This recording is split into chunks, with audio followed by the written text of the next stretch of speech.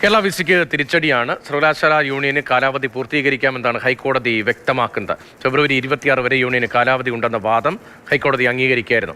Students conclave, film festival എന്നിവയ്ക്ക് അനുവദിച്ച fund കൈമാറാനും നിർദ്ദേശമുണ്ട്. ബിന്നിൽ കഴിഞ്ഞ ദിവസം തലസ്ഥാനം സമരഭരിതമായി മാറിയത് എസ്എഫ്ഐയുടെ വലിയ പ്രതിഷേധത്തിനിടയാക്കിയത് ഈ സർവകലാശാല യൂണിയന്റെ കാലാവധിയുമായി ബന്ധപ്പെട്ട വിഷയമായിരുന്നു. ഇപ്പോൾ കോടതിയുടെ ഉത്തരവിന്റെ വിശദാംശങ്ങൾ എന്താണ്? വിസിക്ക് എത്രത്തോളം വലിയ തിരിച്ചടിയാണ്? രതീഷ്, കേരള സർവകലാശാലയിൽ നടക്കുന്ന പിടിവലികളും രാഷ്ട്രീയ യുദ്ധങ്ങളുമൊക്കെ നമുക്ക് എല്ലാം അറിയാവുന്നതാണ്. ഏറ്റവും ഒടുവിൽ കഴിഞ്ഞ ദിവസം തലസ്ഥാനം യുദ്ധക്കളമായി മാറിയത് കേരള യൂണിവേഴ്സിറ്റിയിലെ സമരവുമായി ബന്ധപ്പെട്ടാണ്.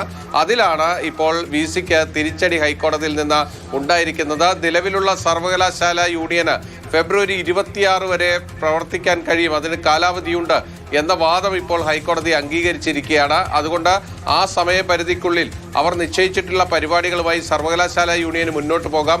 ഇതിൽ 2 പരിപാടികൾ, അതായത് ഫിലിം ഫെസ്റ്റിവലും സ്റ്റുഡൻസ് കോൺക്ലേവും, ഇതിനുള്ള പണം അനുവദിച്ചതാണ്. പക്ഷേ ആ പണം കൈമാറിയിട്ടില്ല സർവകലാശാല. ആ പണം കൈമാറുന്നതിനുള്ള നിർദ്ദേശം കൂടി ഇന്ന് ഹൈക്കോടതിയിൽ നിന്ന് വന്നിരിക്കുന്നു.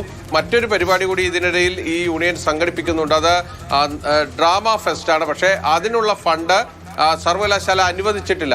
അപ്പോൾ അതിന്റെ കാര്യത്തിൽ ഇപ്പോൾ തീരുമാനം വന്നിട്ടില്ല. പക്ഷേ മറ്റ് 2 പരിപാടികൾ നടത്താനുള്ള അനുമതി ഇപ്പോൾ ഹൈക്കോടതിയിൽ നിന്ന് വരികയും അതിനുള്ള പണം അവർക്ക് ലഭ്യമാക്കാനുള്ള നിർദ്ദേശവുമാണ് പോയിരിക്കുന്നത്. എന്തായാലും ഇത് കേരള വിസിയെ സംബന്ധിച്ചിടത്തോളം വലിയ തിരിച്ചടിയാണ്.